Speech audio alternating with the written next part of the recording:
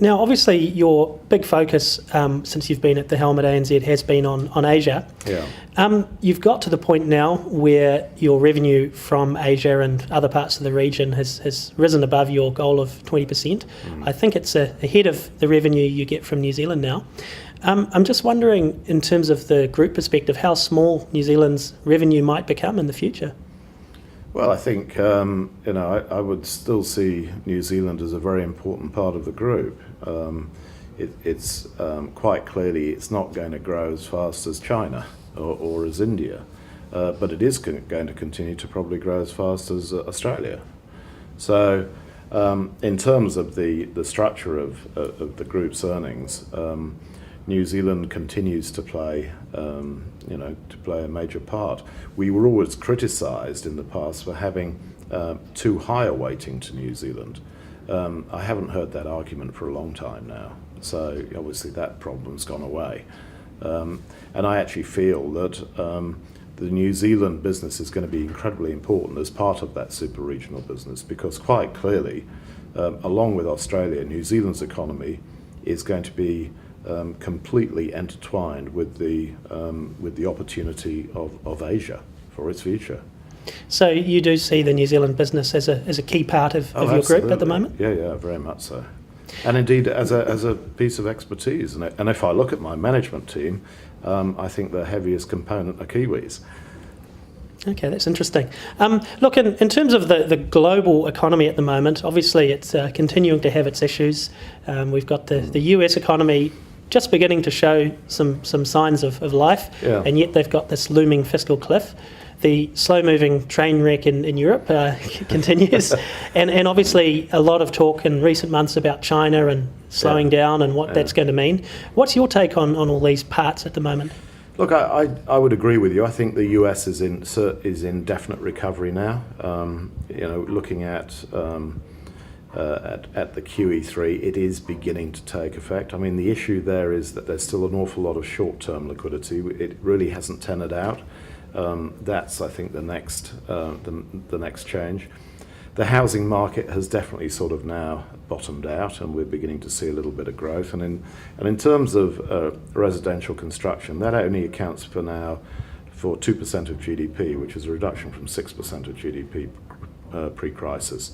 That's quite a healthy adjustment.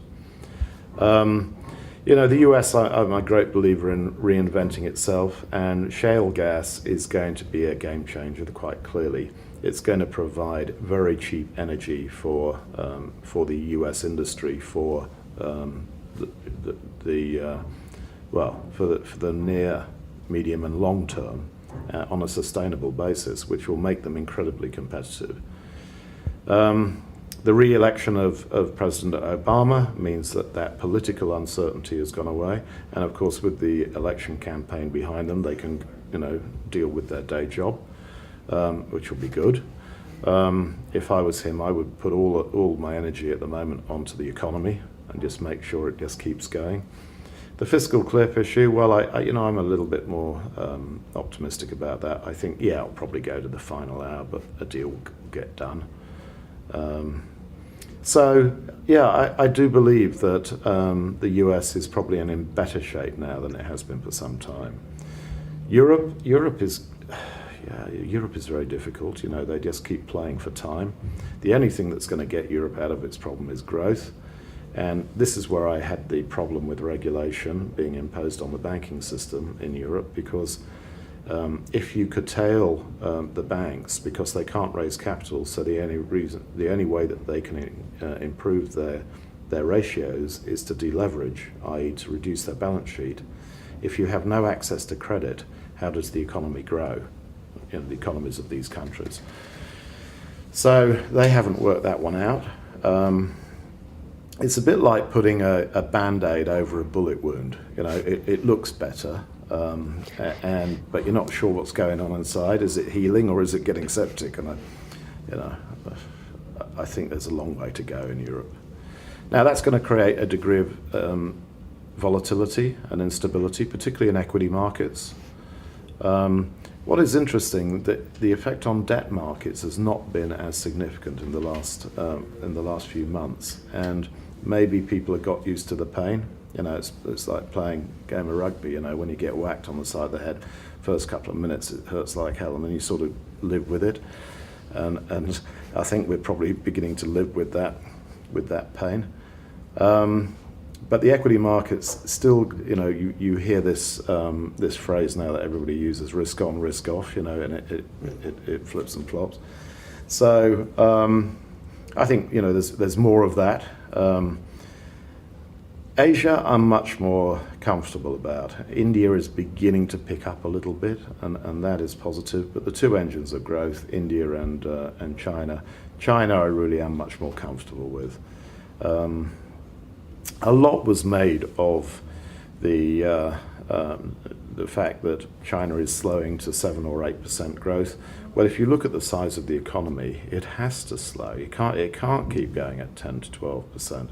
I mean, even 7% is like adding 4 New Zealand economies every year on top of what they've already got, which is huge. You know, I mean, it's a staggering growth. So, you know, I think that the issue in China has been the leadership change and the transition. That's now all been agreed. There are no major surprises there. It's quite a conservative team. I believe that means that we'll see continued reform, continued deregulation, and basically things will move as before. Nothing will happen now until March, until they actually get their knees under the desk. And after that, I think we'll probably see a little bit of stimulus. They'll want to come in and rev it up a little bit. And I think that's going to be extremely good for New Zealand and good for Australia. So overall, the urbanisation continues in China, the industrialisation continues. Urbanisation has now just reached 50%. They want to get it to about 80%. That's going to take another 10 years or so. So that demand is going to continue. And as I say, if I look at the big picture, I'm fairly comfortable.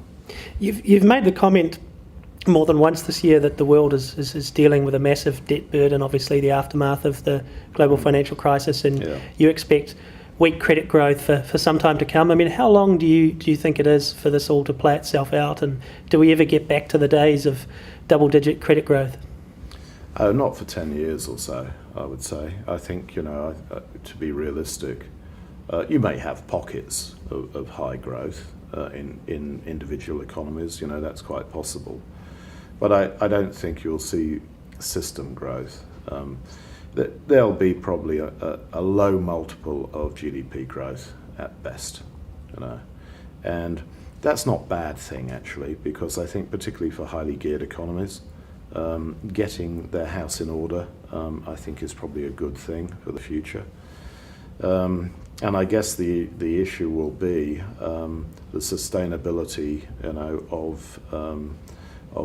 of government expenditure, and quite clearly the government here have got that firmly in their as a target, as they have in Australia, and I think that's very responsible. You can question the way they do it, you can question timing, and what everybody's got an opinion on that, but I feel that that's at least sensible and responsible.